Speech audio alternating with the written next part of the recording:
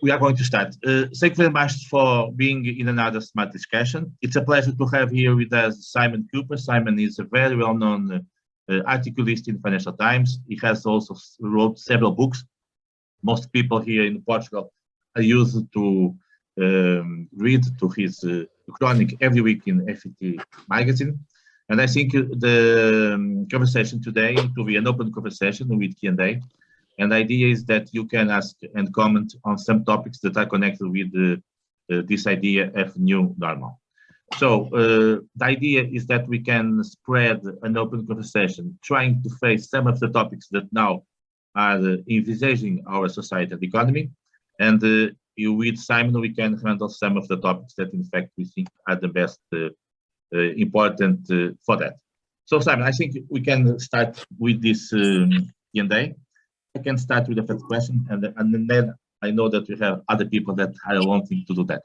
Simon, from your experience, and you have been living between London, Paris, and other cities, what do you think is the main problem that our society will face in the next couple of months after this pandemic crisis that we've had? Sorry, I ask every people to put the outflow out, okay? Okay, thank you. Well, I mean, this winter, the problem is going to be the cost of living, and that is going to create a huge amount of unhappiness with governments.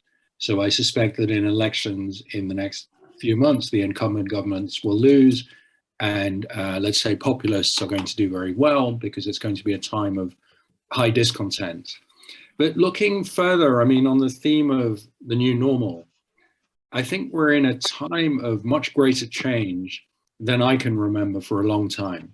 And for a start, there's climate. We always talked about the climate change is coming, climate change is going to be a problem, but now climate change has arrived. I mean, you saw that this summer in Portugal, like in so much of Europe, with temperatures close to, I think, 50 degrees at one point in Portugal.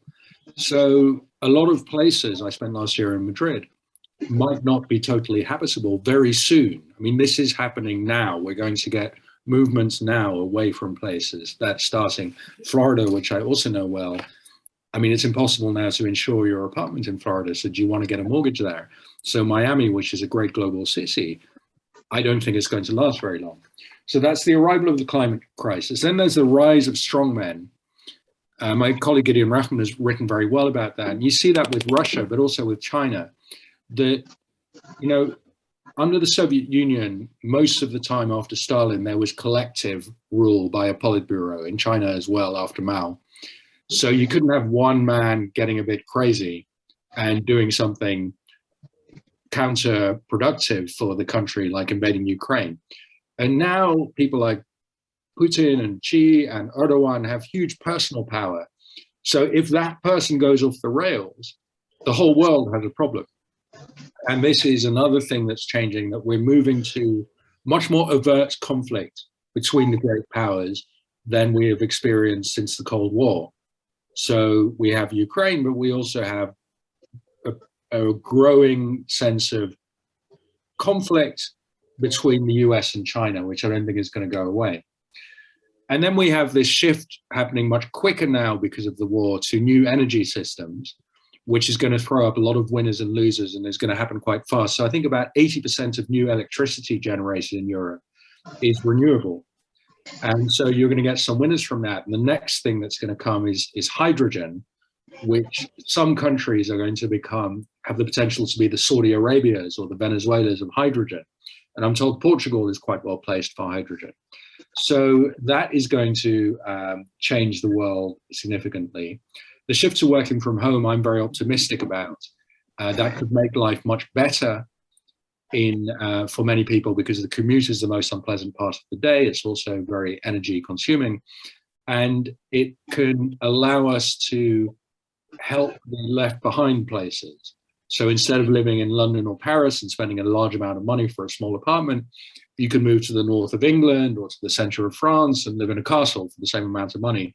And so we can move population back around the territory, because the tendency in all countries, I think in Portugal, has been for economic activity to move to the capital city, which is just not sustainable and makes those places inaffordable and difficult to live in. Another thing that's happening is the end of the patriarchy. I mean, you know, the patriarchy is sort of, men have dominated in probably every society or nearly every society since the start of humanity. Yes. They still dominate, but that is already being chipped away. And so at elite universities like the Ivy Leagues or Oxbridge in Britain, a majority of students now are female. And so you're going to get a ruling elite which is much more female. So far, women have been thrown out of many jobs when they get children. They're put in the mummy trap. Yes, sorry. I think we have anyone with the sound ligated. Okay. Thank you, Simon. I think, I don't know if you stopped already. Go on. Yeah. Okay. I think we have now some people that want to make some questions. I invite Karina. Karina, do you want to make some comment or some question to Simon, please? Okay. Hello, hi, James. Thank you. I was still trying to make a question about what Simon was saying, and I was trying to collect some data from other conference that we have, when somebody says almost with the same words that we live with an overlap of crises: the crisis of climate, the crisis of food, the crisis of, we have a lot of financial crisis, the cost of living. We have all these crises overlapped. How can we live with that without losing the way of living that we have nowadays? How can we cannot go back in this society that we have, in the way of making things happening, but something must be done in order to have a new way of life. I'm not sure if this is the new normal, if there's something normal about this, but ambiguity, complexity, uncertainty, and these topics that Jaime was talking about in the beginning of this, what you were saying. We had periods of history in way centuries ago where we had almost this in a worst way. So are we really in the new normal? Is it normal to have this kind of uncertainty, or we just have to live with this, with crisis and overlapped crisis? And is there a formula to live like this? Okay. Okay, Simon, do you want to answer, or do you prefer to set up 2 more questions and then ask what you prefer? I think let's take each question one by one. Okay. Thank you. So we're not at a new normal yet, because as you say, everything is in crisis. And it's actually a very exciting time, because policymakers in government and in corporations are going to be making a lot of decisions now, for example, about new energy systems, or about working from home, or about increased diversity in companies, that when things settle down might stick for decades.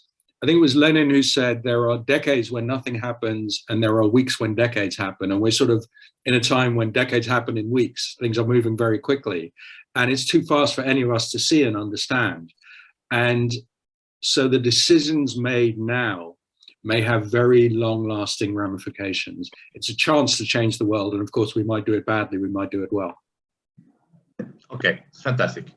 Luis Neves, you want to make some comment or some question to Simon, please? No, it is a very short question, because Simon mentioned the rise of personalities like Putin, Xi, and Erdogan, and I was stuck because I have not listened to anything about Trump. Okay. He may come back, of course. If that happens, that's a whole new crisis for Europe, because right now we're all united in this war. We all agree. It's amazing how Europe has retained very strong unity. Only Orban is sort of tempted to take Putin's side, but even he doesn't really dare go that whole way. But if Trump comes back, which, as you say, is very possible, or someone very similar on the Republican side and says, okay, look, I don't care about Europe. I don't care about NATO. I actually quite like Putin. He can do what he wants in Ukraine. Then we Europeans suddenly we have what Macron calls strategic autonomy forced on us. And European countries are preparing for this. But of course, we're not ready for it. We can't fight a war in Ukraine. When the US left Afghanistan, we had to abandon Afghanistan immediately, the European countries that were there. We will be better prepared in 2024, but can we take on Putin by ourselves? I don't know. Okay, fantastic. Francisco Evangelista, do you want to make some comment, some question to Simon concerning your experience on this economy and society? Just a quick one. Hello, everyone. Just a quick one. Simon, I believe that the world does not hold enough resources to extend our way of living to the whole world. How we are going to embrace the development of countries like India, like Afghanistan, like Iran, when we assist their moving towards our way of life? I mean, as you say, the only way that it could possibly be sustainable is with renewables. And what's happening now in a country like India is both renewables use has gone up a lot. So India has very good solar, but coal use has also gone up a lot. And so we are going to collapse. But if we all live like that, but the problem is much more right now, the way Western countries live. So the vast bulk of emissions comes from China plus Western countries. If you can get those down, then we can be on a very good trajectory. And as these other countries ramp up their emissions, the emerging countries such as India, there is time to get them onto renewables. Renewables are coming online so fast that when India builds new power plants, renewables are ready. They're cheap enough and efficient enough to do a lot of that work. So I would say that the problem for the next 5 or 10 years is much more reducing rich country emissions. India and African countries are going to raise their emissions at a much better time for energy. Thank you very much. Now I make one question before passing to other people. Simon, one of the aspects that we are now facing, and I think it's becoming more and more important, is the lack of the confidence that citizens have in the institutions. I think this is something very dynamic. We see the way that people vote in countries like the US, in France, now in Brazil. What do you think that it can be done in order to try to reconsider and reconstruct this kind of confidence and trust that we need between people and the institutions? And in this way, what do you think it will be the role of the digital? Do you think that the digital can help on that? I mean, this is a problem everyone has been wrestling with for a long time. I mean, I'd make a couple of small suggestions. Much more local decision-making tends to work because people tend to like and trust their local politicians more than national politicians. And actually, education helps because as people become more educated, they tend to have higher trust in society. So the spread of education in a country such as Portugal, for instance, where educational achievement has risen a lot over 50 years, you would think that that would end up helping. But as for digital, I mean, I'm not convinced that that is the huge problem. Yes, there is a lot of fake information online, but there always was a huge amount of fake information. In Britain, we always had tabloids. You've always had party newspapers in Southern Europe representing who essentially were mouthpieces of one party or one politician or another. So the quality of bad information, the quantity of bad information has increased hugely, but the quantity of good information is the accessibility of people to good information is higher than it's ever been in history. So, I mean, if you want to read a serious report about any subject under the sun, you can find it in a click.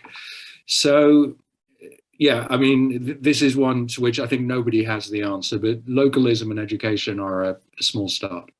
We're also learning. So one thing I'd say, social media is very new. And when things arrive, they arrive unregulated and misunderstood. So 10 years ago, when social media became big, none of us had any idea about fake news and about what to say when somebody just lied online. And now, you know, we slap warnings on those tweets. We're learning how to deal with it. Fantastic. José Carlos Caldeira, you are a very expert on innovation and technology.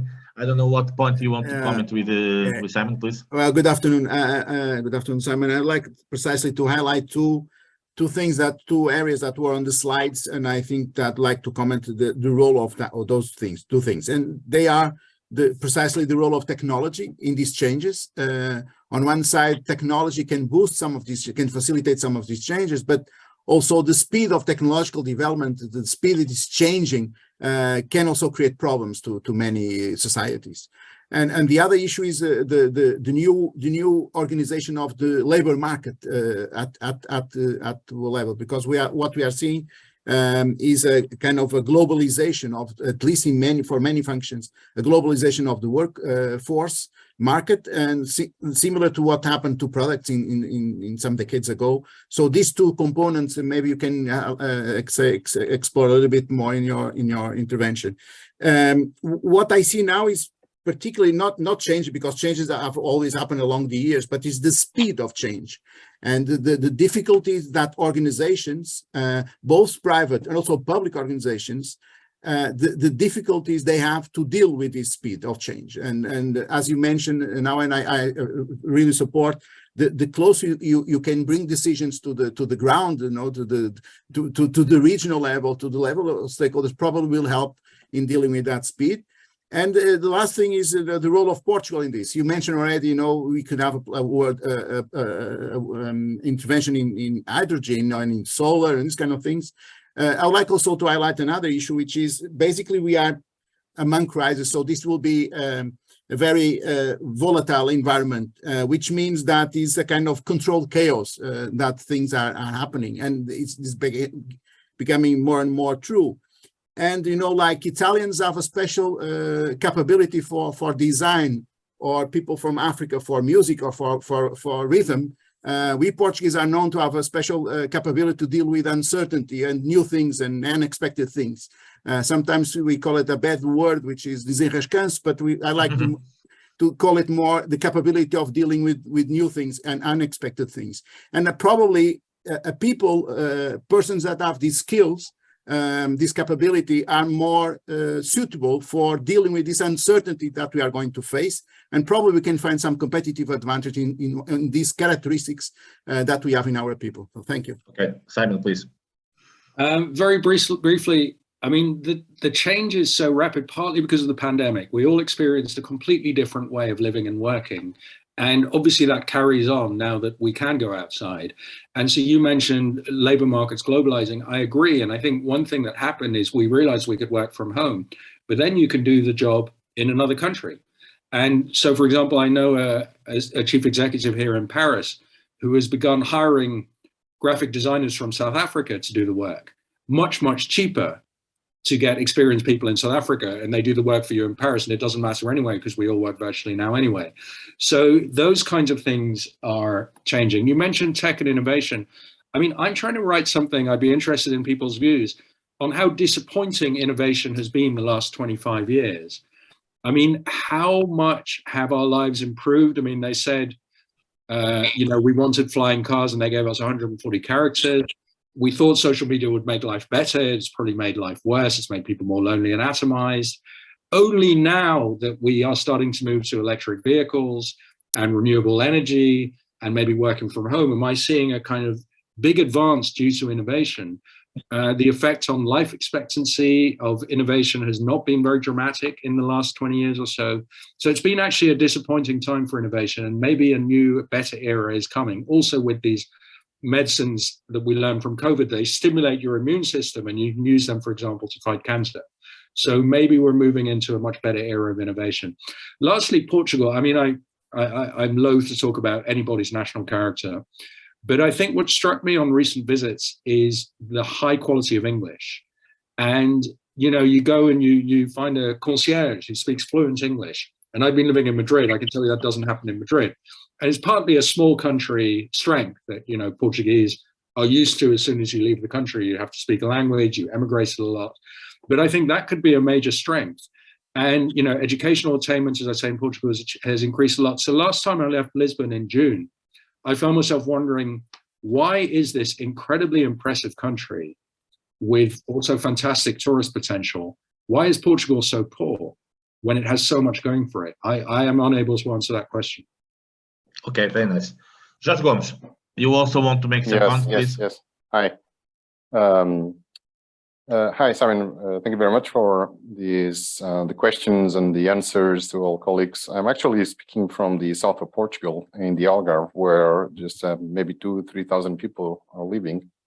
And I just, keep looking outside, and there are lots of people coming from the beach, and they went to the beach, they spend all day, a very sunny day. So when you talk about change, and I'm not sure if all those big changes are affecting these people here, it's just like they live in a different world here, very quiet, and things here do not change with the pace that we experience in big cities. But my question was actually about something else. Let's just imagine this kind of a small foresight exercise. Just let's imagine that in a year time, Russia has seized all of Ukraine, has created great and powerful alliances with China, Iran, Arabic countries, lots of African countries. What kind of new world could you expect from having a powerful country, big countries getting together?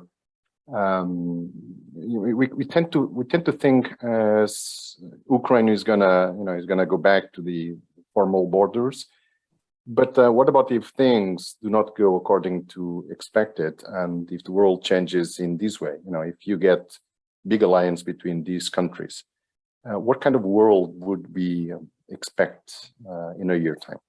Okay, very good, Josh. Simon, please. I'm just very skeptical that they can do it. I mean, there's two things about autocracies. One is they're not very efficient. And two is they're not very good at making friends with each other because they don't tend to trust each other. And often now they're driven by their own nationalism, which makes them allies. So you see the inefficiency that, Russia does spend a lot of money on its military, but a lot of it gets stolen through corruption. So I think we have someone with okay, please. Yes, please. So the money gets stolen, and then also in an autocracy, you don't allow people lower down to make any decisions. So if you're the commander of a battalion of the Russian army, you can't make decisions in the field based on the situation. You have to call upstairs, and upstairs they're also afraid to make decisions. So in the end, the decision goes to the Kremlin, which is why Putin has been making decisions that it would be in a Western army made for the level of a colonel.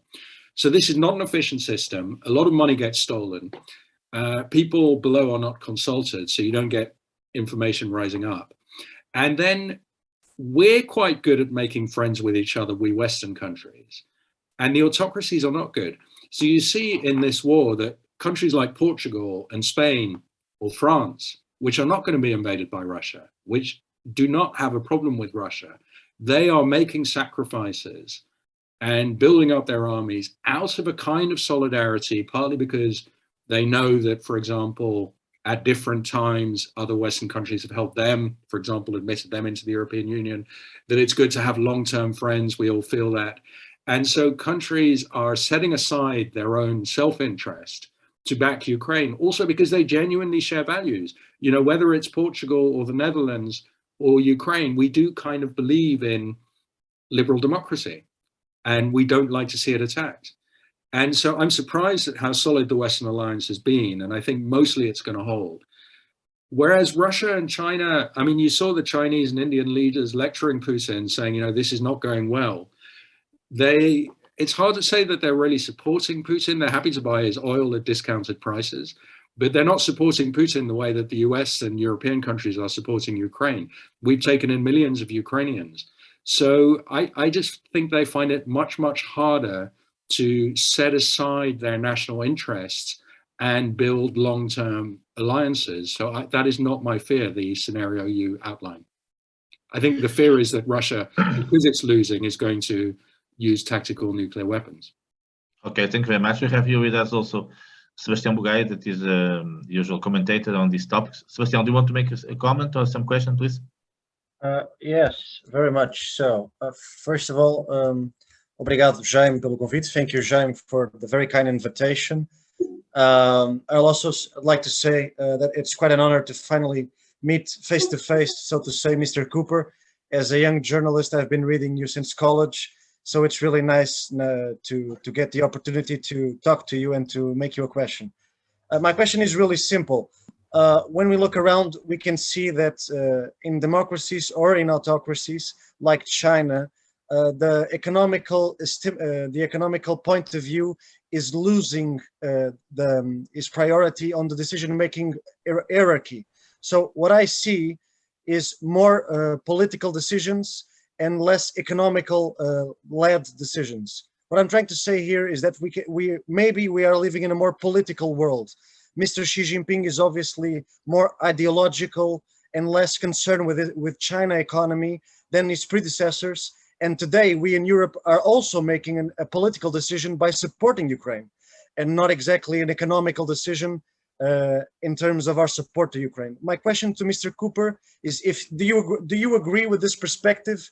And do you think that the social contract between the Chinese and their leaders and between the Europeans and our leaders will sustain this change from an economical perspective to a more political one in the decision-making process? What is your perspective on that, sir? Thank you very much. That's very interesting. I mean, I do agree that Russia, China, and we also are acting in a much more political way and against our own economic interests. Why is that? I think that the Chinese Communist Party made an unspoken deal with its people after Tiananmen Square, saying, we will give you economic advances and you will keep quiet. And that happened for about 30 years. And gradually, as Xi strengthens his political power, and as the party stops being afraid of the people, which they were very much in 1989, and as the party's surveillance becomes so good that they know exactly who's a dissident and they stop that person, they don't worry so much. And so you don't have to worry about making people richer, and you can lock them up, you know, whether it's in Shanghai or in Beijing or in the Muslim parts of China, because what are they going to do? You know, you have total control over them. And in Russia also, you know, Putin really did achieve economic advances. I mean, because of the high price of oil, they didn't steal all that money, infrastructure improved, Russian daily life improved until about 2012-13. That was about the best lives Russians had ever had. And then, you know, he does go in a more military direction with the invasion of Crimea, and Russian income suffer. And we in the West, we sort of have to respond to that. When you have a military threat, and Putin is a genuine military threat, not to the west of Europe, but to the east of Europe, and we're showing solidarity. When you have a military threat, actually economics becomes less important. Just like in World War II, you know, the Allied countries accepted a decline in living standards because they were fighting a very important war.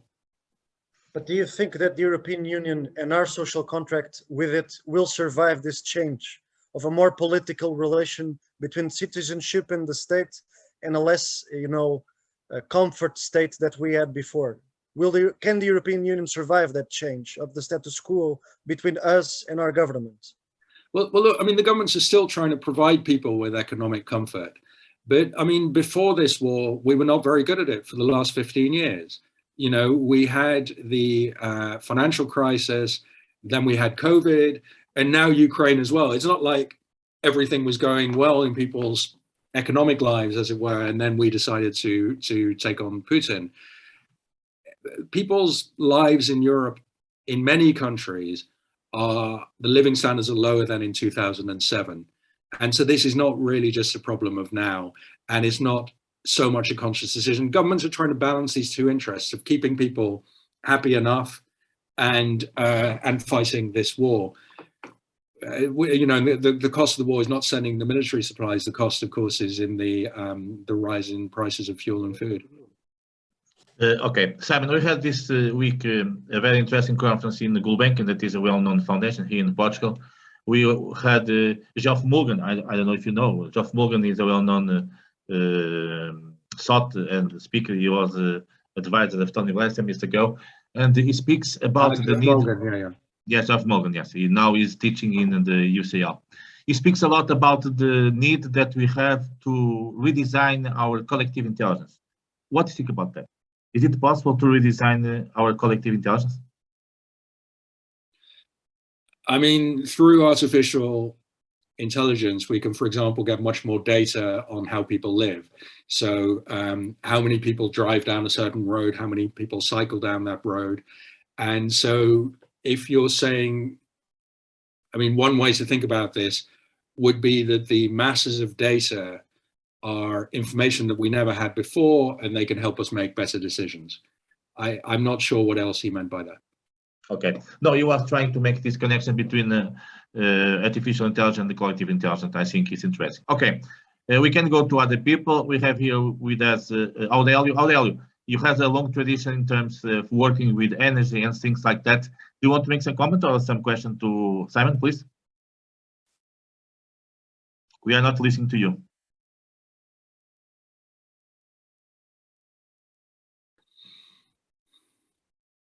You cannot put your hand.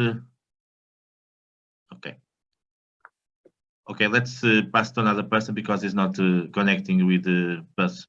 Okay, let me see now who we can have here making some question. Mari Franco, you have a long tradition in terms of international and things with Africa. Do you want to make some comment and some question to?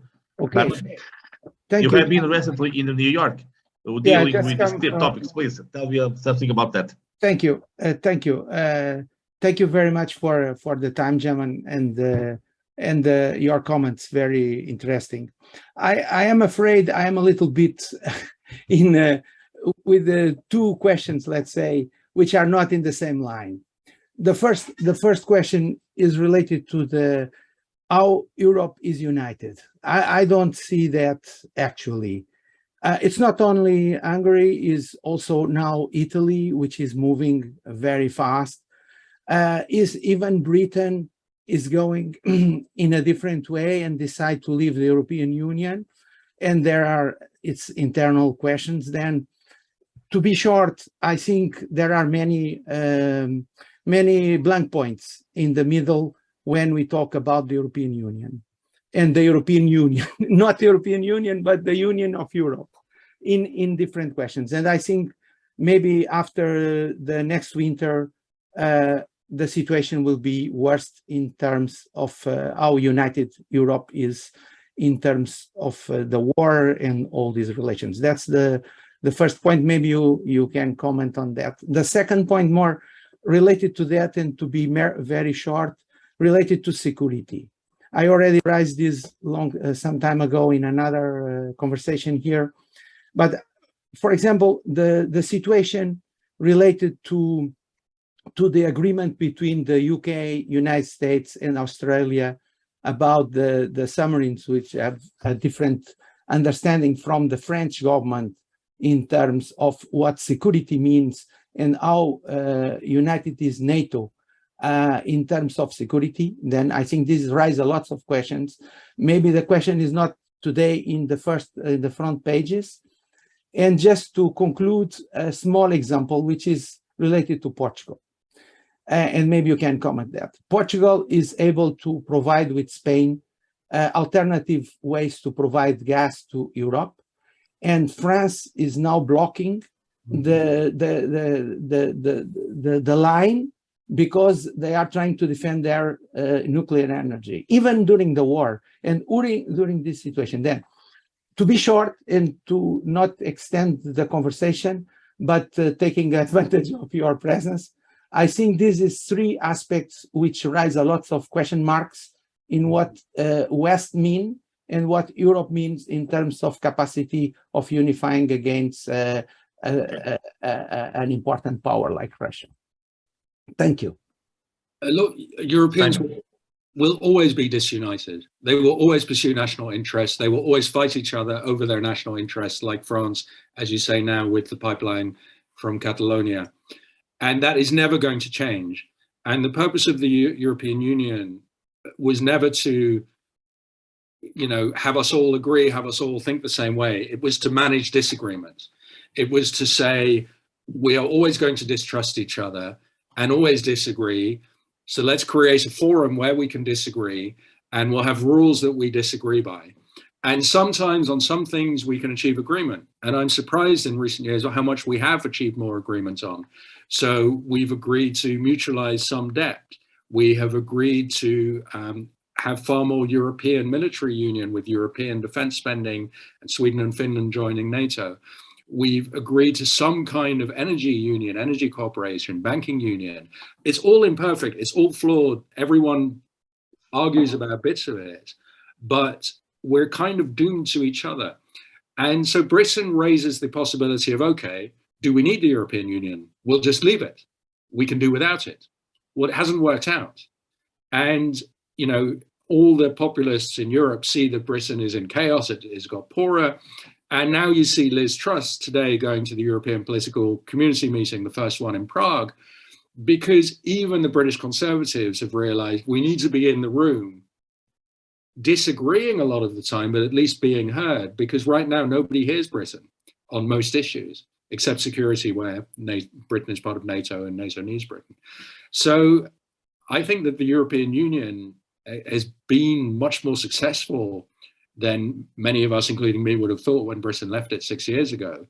It's become indispensable. So these disagreements don't worry me. The disagreements are part of the point of the European Union. Italy is still backing the war. I mean, obviously, I regard the Italian government, the new one, as deplorable, but they feel that they have to be part of the Western Alliance, partly because the money now comes from Brussels. 10 years ago, it was Brussels telling Southern Europeans, you can't spend anymore. Now it's Brussels giving money to Southern Europeans, especially to Italy and Spain. And lastly, on the disunity over security, yes, the AUKUS deal between Australia, UK, and the US did annoy the French very much.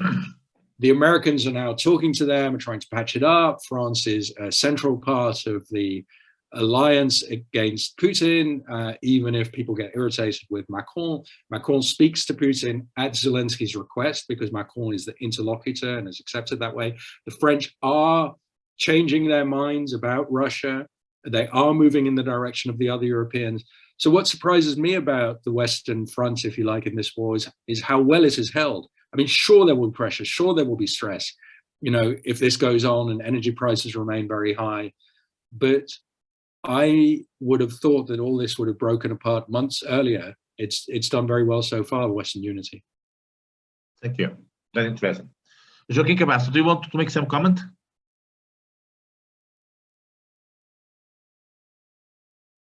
We are not listening. You must put the... Okay.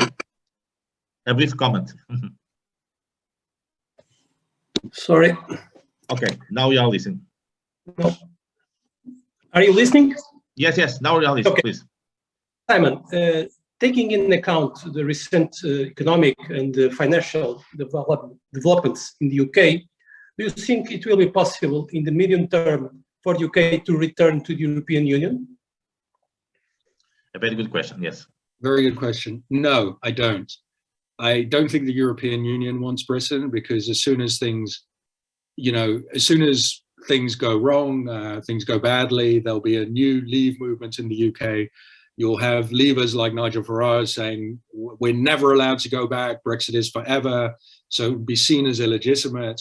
And these people will immediately launch a Leave movement, which, as in times of downturn could be very successful. The European Union just doesn't want that kind of hassle.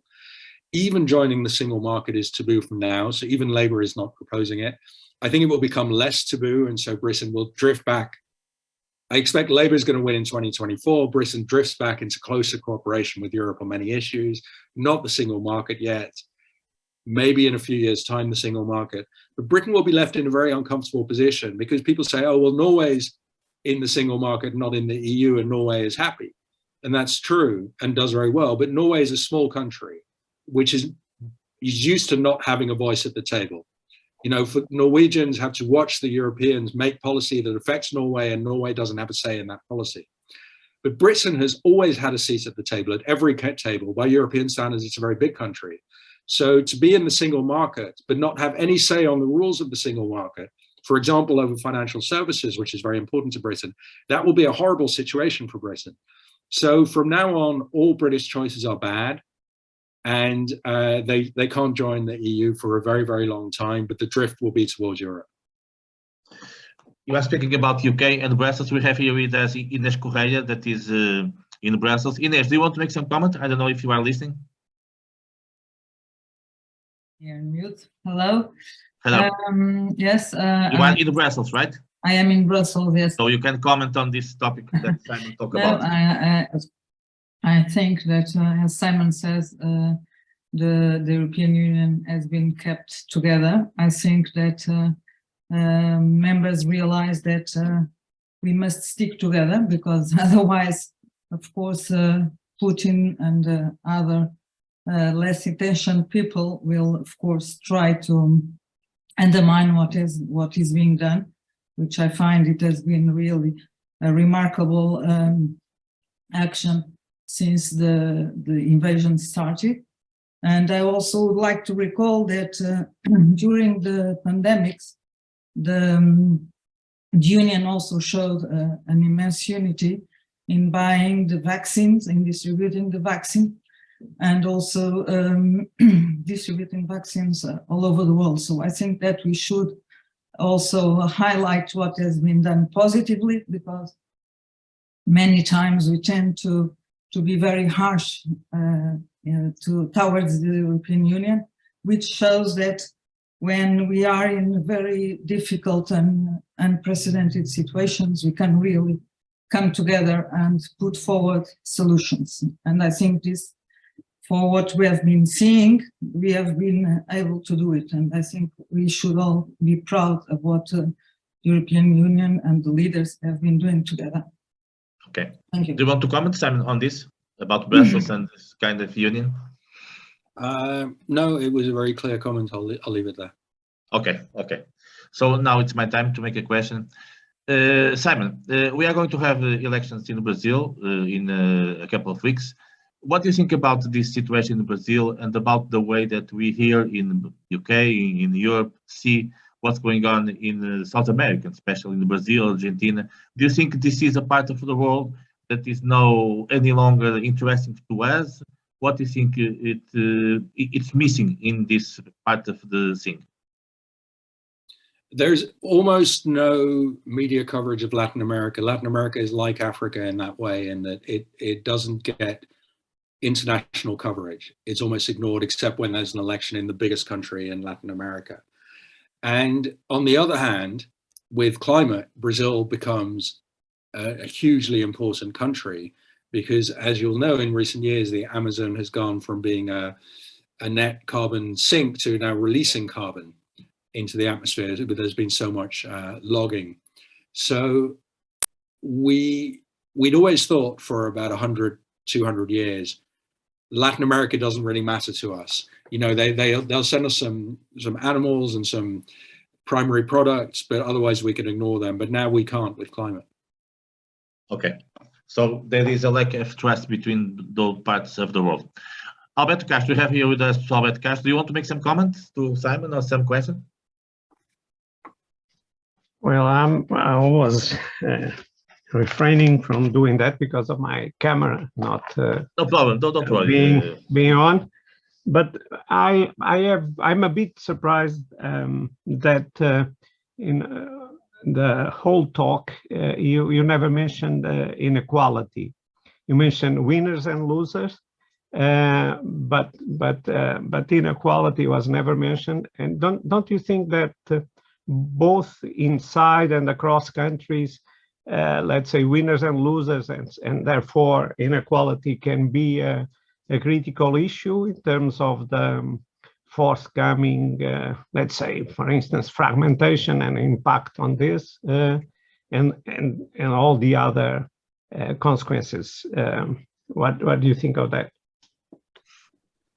Well, I think inequality is a crucial moral issue, and it rose very much between about 1980 and 2000. In the US, it's increased, but in most European countries, the rise in inequality sort of stops around 2000, and then we remain at much higher inequality levels than before. So until 1980, most European societies were more equal than they are now. And I think that is a problem because people have their life chances taken away. children from families at the bottom find it very difficult to rise. So yes, we do need to do something about this. It's very important. I would make it the most important economic issue, more important than growth. But what I don't agree is that inequality always powers political movements. So you've seen a decline of the left in an era of inequality, even though inequality is an issue for the left. And instead, of course, we've had the rise of often nativist far-right parties, like Le Pen in France. And inequality is a theme they sometimes use, or the Republicans in the US. But I think more important themes for them are immigration, are race, and also the rise of women.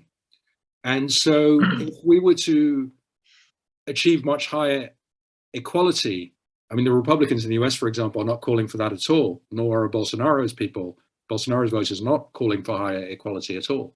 So I don't see that that inequality has been the issue that has powered the political changes of the last 15 years. Okay. We have here also Manuel Villa. Manuel Villa, you are an expert on governance. Do you want to make some comment in this topic, or make some question to Simon? We are not listening, Manuel. You have to put the sound. Sorry. These machines, most of the time. Yes, okay. In terms of governance, and like you said, I'd like to know what is your opinion, Simon. What will be the trends in terms of ethics, in terms of anti-briberies, and in terms of governance in the economic field? These mixtures between generations and cultures and so on will improve ethics, or do you think it's not the trend that we will expect? I think there's two trends I'd mention in governance. One is sort of in the last 10 years or so, the big idea that has gone global very quickly is that there are no second-class human beings. And so you see this in movements like Me Too, like Black Lives Matter. They're saying, just because you were born a certain way with a certain color, or you're born a man, that doesn't give you any extra rights. All humans are equal. And of course, you know, there isn't equality yet of race and gender and class, but that is sort of the demand. And so you see that in governance of corporations as well, that the employees are saying, look, the world has been run very much on the basis that white men had the rights, and that's not okay anymore. So that's a very big change coming. And the other trend, I don't think that there's so much a demand for society-wide equality, but I wish there was, but I don't particularly see that. But there is a demand for punishing people at the top who don't pay their taxes, who hide their money. And I think the tolerance for the super rich, who of course in the last 20 years have found many ways to make their money mobile so they don't get taxed on it, I think that has very much declined, the acceptance of that kind of thing. And so you're seeing a hunt for tax havens by OECD countries. Okay, very good. Nuno Fognes, you are an expert on digital and communications. That's something that is becoming very, very important in nowadays. Do you want to make some comment also? Some question to Simon, please? Thank you again for the opportunity and for the invitation. And it was a pleasure to listen to you, Simon. Maybe I'll go in a different path, which I'm curious about your thoughts on it. I think the jury is still out on the relevance of crypto assets regarding traditional fiat coins. How do you see evolving it? So you think it's a fad, it's going out in time, or it's really people not believing in their governments anymore and trying to figure out alternative solutions and believing that these Bitcoins, I think there's Bitcoin and there are all the other ones, it's a different set, but how do you see it evolving? I do think it's a fad. And I think in Europe and North America, it's a terrible financial decision and has been in the last few months to go into. Where I can understand the attraction of Bitcoin is in countries that are so badly run that their currency became debased. So I'm thinking of Venezuela, El Salvador, Argentina. I mean, if I were Argentinian, I might be tempted by crypto. As a European, definitely not. I wouldn't put a cent of my money into crypto. I think that, you know, in the end, the lesson of the last 75 years is that if you're worried about your own currency and you have some money, buy dollars and you'll be okay. I mean, the dollar has not been debased and it's been a very stable and successful reserve currency, as my colleague Ed Luce writes in the FT today, despite the internal problems of the US. Okay, very good. José Freitas, Elias, do you want to make some comment? You have also a good experience in terms of what's going on in Brussels and the European Union. Please make any comment. Yes, thank you, Jaime. And I think that one thing that worries me a lot, and well, of course, I enjoyed very much Simon Kuper's, you know, the way he can handle the fragments of the entire picture. So this is just a first statement. The area I'm a little bit more puzzled is about the transformation of work in the world arena, but especially in the Western countries, in the European Union, and where I think it will be a very unsettling a series of an unsettling impact, because I think the capacity to keep growing is at question, is under question, because we achieved, if you take a long-term view, very high level of productivity.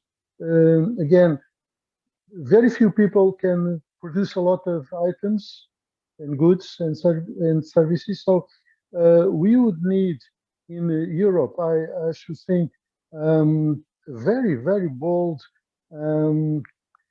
innovative, socially speaking, technologically speaking, involve transformation, because otherwise job creation will be very difficult.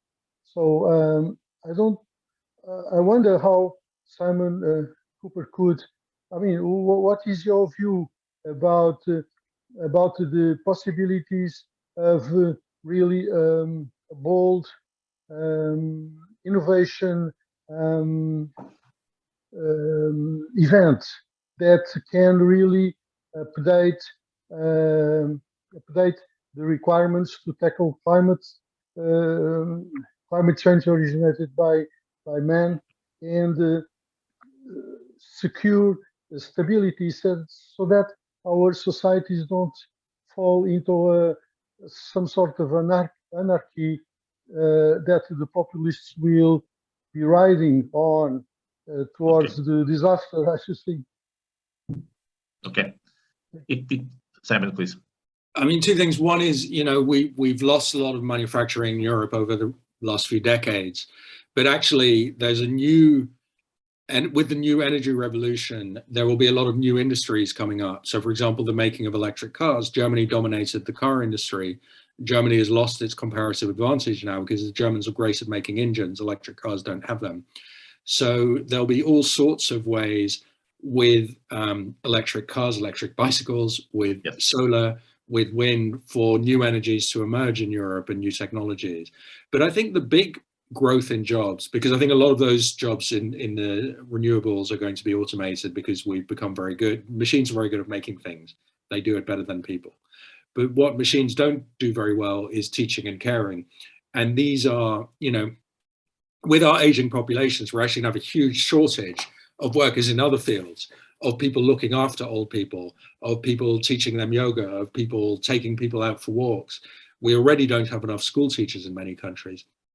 So we're going to have to rethink what jobs are for, and especially men will have to rethink that, because traditional women's jobs the ones I've mentioned, the caring and teaching jobs, are going to be more and more necessary. And the traditional men's jobs, driving. So in San Francisco, you can now get a driverless taxi to come to your house. I think that's the first city where these are now commercially used.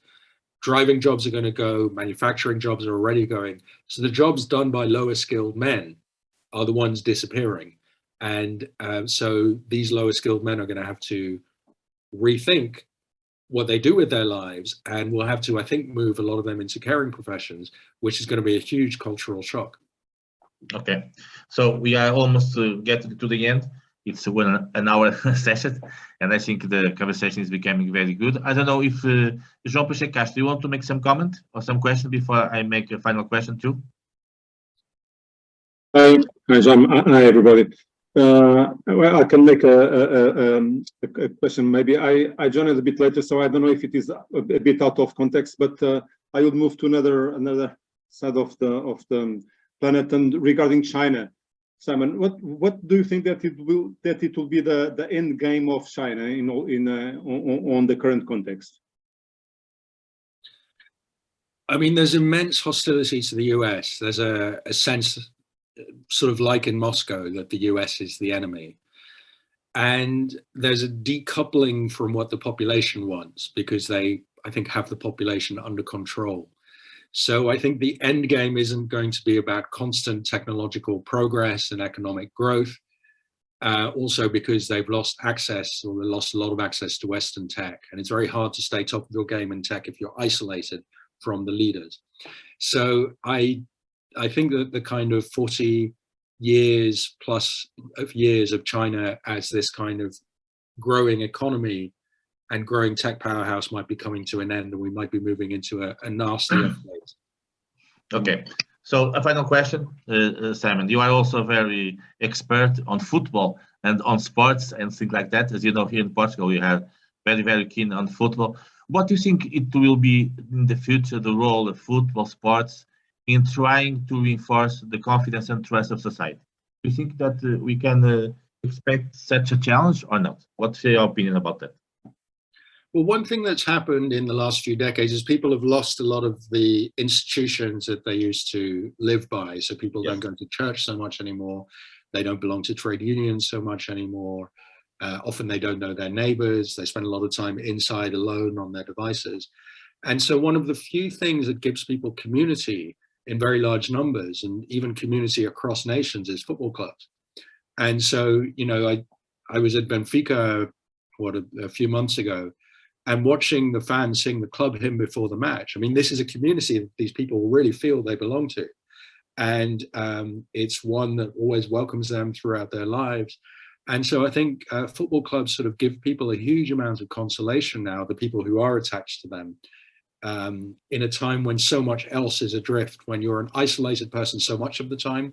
But when you go to Benfica, or even if you watch your club on TV, or you just follow them on social media, you feel a sense of belonging, which I think is very important. Okay, thank you very much. Simon, when are you going to launch the new book that you are preparing? Different books, but my new books, we've updated our book Soccernomics, which is a kind of using data to understand football, a book by me and Stefan Szymanski, and we've just updated it fully ahead of the World Cup. So do look out for it. So we are going to wait for it, and then we have a comment. Simon, it was a pleasure to have you with us. I think it was a very interesting conversation. We draw lots of topics, and I think that everyone wanted will be in touch. Okay, thank you very much, and thank you all of you for this 1 hour.